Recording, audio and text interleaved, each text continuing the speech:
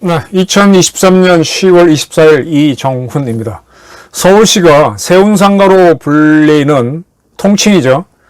종묘공원에서 남산까지를 재개발하겠다. 녹지를 중심으로 한 3, 40층 건물이 있는 그런 공간으로 만들겠다라고 했습니다. 한 43만 제곱미터니까 10만 평 약간 넘는 곳이죠. 그 면적 10만 평이면 어느 정도인가요?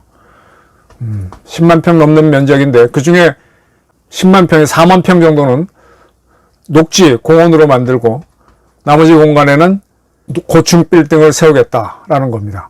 저는 이러한 개발을 굉장히 환영하는 바입니다.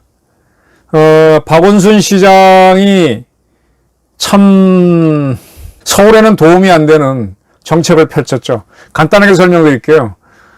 민주당에는 이런 생각이 있습니다. 우리나라 서울에 같은 경우 도심 지역을 재개발해서 개발해 놓으면 그러면 이제 아파트나 뭐 건물이 들어서면 특히 아파트는 주거 지역이죠. 그럼 선거를 해보면은 보수당 지지가 더 높게 나온다. 뭐 반드시는 아닌데 그렇게 보는 것 같아요. 그래서 재개발을 안 하고 그냥 둔 상태에서 서울시는 돈이 많으니까 그쪽 사시는 분들 목욕탕 가라고 목욕비 주고 뭐 주고 하면은 민주당 지지가 많이 나온다. 이런 인식을 민주당에서 많이 얘기합니다. 그래서 민주당 사람들이 서울시 시장이 되면 도심 재개발을 안 해요. 명분은 오래된 음식점, 오래된 가게를 전통으로 이어가자. 노포 살리기 운동 펼치면서 그 상가가 있는 건물들을 재개발을 안 하죠. 몇십 년이 돼도. 이러다 보니까 그러지 않아도 강북이 상당히 개발이 안 돼서 슬럼화되고 있습니다. 그래 이제 강북에서 개발하면 좀 뭐가 될 만한 곳들이 이제 이 세운상가인데 여기 손을 안 대니까 지금 서울 같은 경우 신설동 그 뒤쪽으로 가보시면은 정말 대단한 산동네입니다. 낙산 밑으로. 이런 데가 있나 싶을 정도인데 뭐 개발 동인이 붙을 수가 없죠. 그래서 서울이 자꾸 슬럼화, 특히 강북이 사람 살기에 매우 불편한 구조가 돼가고 있습니다. 이 박원순 시장이요, 도심을 잘 개발하는 거는 굉장히 중요한 거잖아요.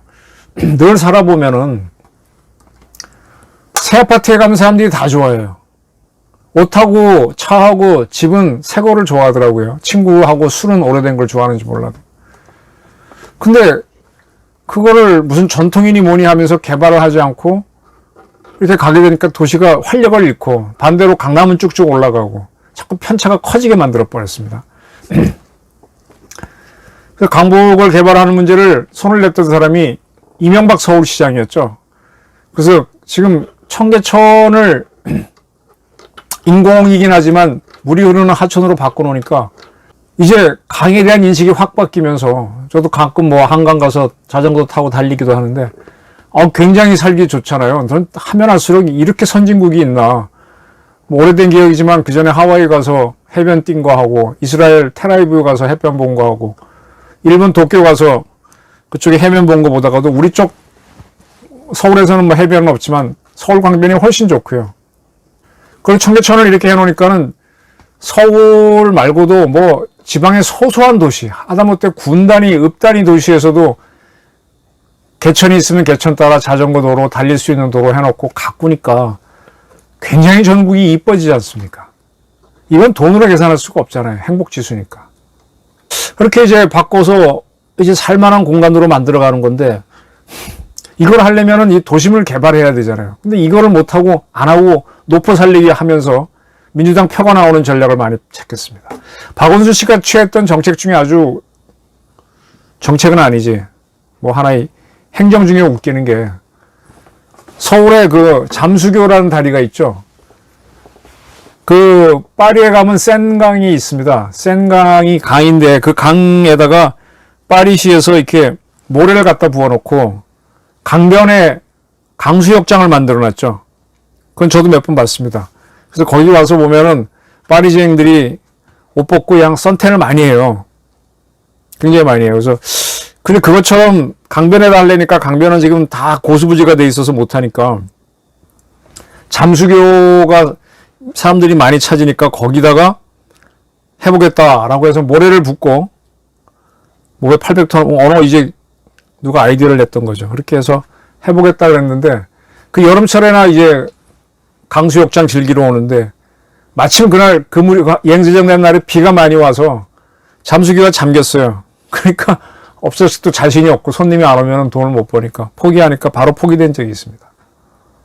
이런 거나 하고 그 다음에 이제 광화문 광장에 가보면은 세종대왕 동상이 있는데 그 뒤쪽에다가 테마공원에 가게 되면은 물 미끄럼틀 있죠.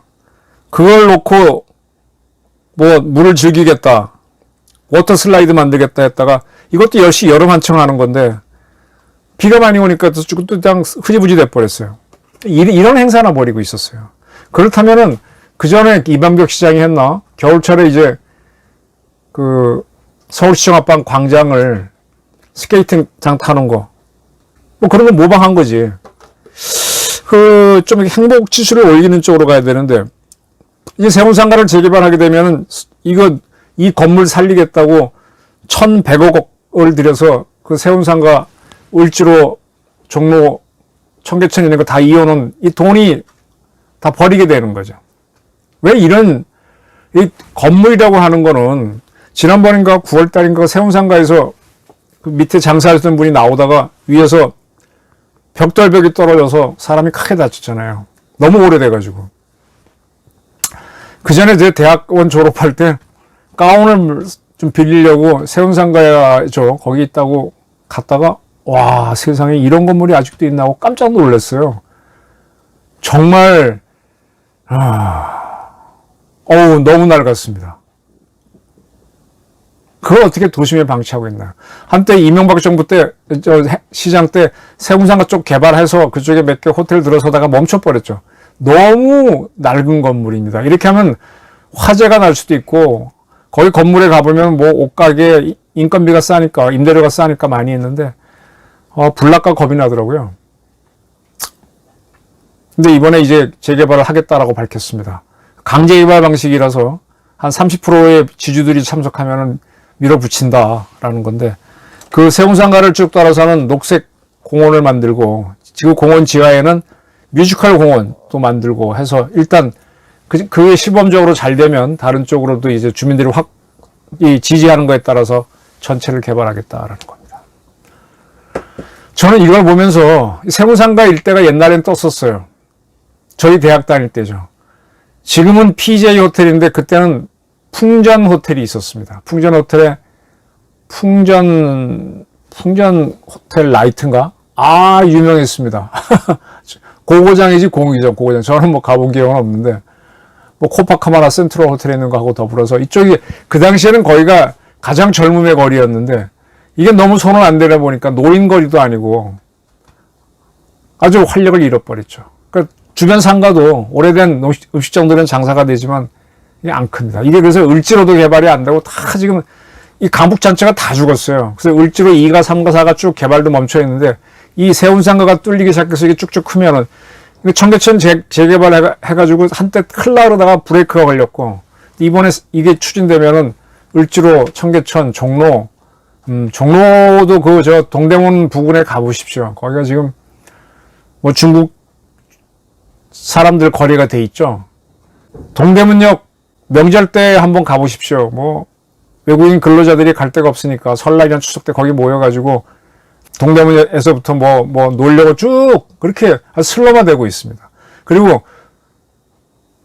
그 옛날 서울운동장에서부터 동국대학교 사이의 그 공간은 중앙아시아인들 거리가 돼 있죠. 왜? 재개발이 안 되니까 집값이 떨어지니까 그냥 개발도 못하니까 임대료 싸게 하니까 외국인들이 들어서 살면서 여기가 서울이야 할 정도로 형편없어졌거든요. 이런 걸 살기 좋은 공간으로 바꿔가야죠. 저는 그래서 오세훈 시장이 하는 거를 적극 지지하는 바입니다. 이제 이런 것들이 이 종로가 서울의 중심이 중구입니까? 종로입니까? 역시 서울은 종로죠. 근데 종로가 지금 다 죽었어요. 종로는 저쪽 그 신설동부터 동네 이름 생각이 안 나는 그쪽 가보면 정말 형편없습니다. 낙산 밑으로. 거의 한 1960년대 수준으로 그 양이 있거든요. 거기는 세운상 가는 건물이라도 지어봤지. 여기는 뭐, 시골도 이런 시골이 없습니다. 이렇게 좀 개발을 해서 지금 종로 같은 경우는요, 지금 세계적인 고궁이 다 있지 않습니까? 지금 이제 관광객들이 오니까 광화문에 가보면은 외국인 뭐 젊은이 해서 한복 입고 다니고 좋아하는데 그 자산을 살려서 관광으로 제대로 키워야죠. 그리고 청와대까지 현재는 개방이 돼 있으니까 큰 벨트가 될 수 있고 청와대가 대통령이 빠짐으로 해서 고도 제한이 풀렸으니까 건물이 짓고 가면은 기존의 관공서에다가 또 대기업들도 있고 아주 번창할 수가 있죠. 그 강북, 강남의 균형을 좀 잡혀야지. 서울 한복판은 푹 꺼져 있고 외곽으로 크고 강남으로 쭉 크고 하는 거 가지고는 균형 발전이 안 됩니다. 민주당식 도심 노포 개발, 뭐 골목 살리기 이렇게 하면요. 점점 도시는 자꾸 업그레이드 돼 가야 돼요. 안 그러면 이렇게 많은 사람들을 수용을 못 해요. 우리 핸드폰도 계속 바꿔가잖아요. 차도 바꿔가고.